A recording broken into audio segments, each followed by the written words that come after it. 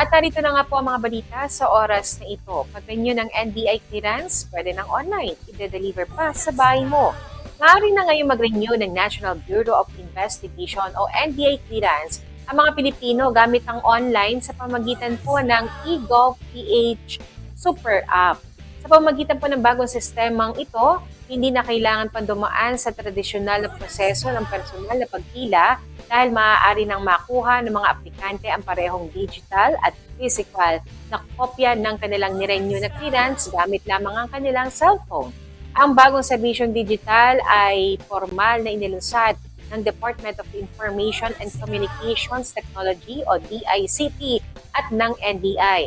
Ang hakbang na ito ay bahagi ng advokasya ng pamahalaan na mapadali at mapabilis ang mga pampublikong transaksyon sa ilalim ng programa sa digital transformation ng administrasyon ni Pangulong Ferdinand Bongbong Marcos Jr. Ayon sa aplikanteng si Marian Cahiles, malaking tulong ang hakbang na ito para sa mga tulad niyang nangangailangan ng dokumento. Anya, nakakaabala kapag walking lang dahil mahirap at nako-consume ng mas mahabang oras ang mga tao dahil hindi nila alam na mayroon palang ganitong serbisyong online.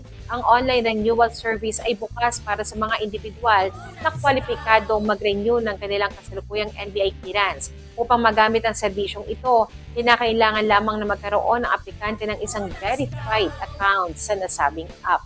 Inihayag ni Cahiles na nasubukan na niya ang aplikasyon at malaki ang potensyal nito kung magkakaroon din ito sa lalawigan ng Nueva Ecija. Dagdag niya, nakapag-access na siya ng eGov.ph at may access na rin siya sa iba pang mga ahensya ng gobyerno.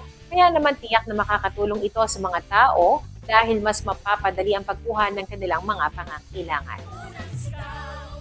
Yes po. Sa ngayon po, na nakapag-install na din po kasi ako ng eGov. So, may access na din po ako sa iba kong government accounts, ganyan. So, mas madali po siya para po sa tao. Para po sa mga nais mag-renew ng unang hakbang ay buksan ang eGov.ph Super App at mag-log in sa verified account. Pagkatapos ito, kailangang itap ang NGAs at piliin ang National Bureau of Investigation o NBI at i-click ang NBI clearance kung saan makikita ang digital kopya ng kasalukuyang clearance at ang status nito kung expired na. Kasunod nito, kailangang ilagay o i-update ang mga kinakailangang personal na impormasyon tulad ng lugar, ng kapanganakan, at iba pang hinihinging detalye. Matapos punan ang mga patlang, dapat suriin ang lahat ng impormasyon sa summary page. Lagyan ng check ang certification box upang kumpirmahin tama ang mga detalye at itap ang renew clearance. Sa pagpili ng paraan ng pagkuha, may dalawang opsyon ang aplikante kung saan maaari niyang piliin ng door-to-door delivery para ipadala ang clearance sa kanyang rehistradong address o kaya ay piliin ng for pick-up upang personal itong makuha sa napiling opisina ng NBI.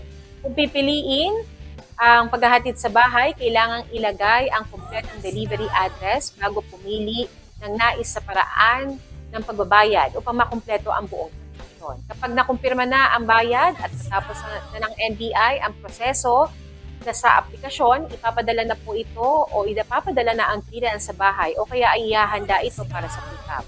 Kasabay nito, automatic ko ring i-update ng eGov.ph app ang verified digital clearance ng user sa loob ng system.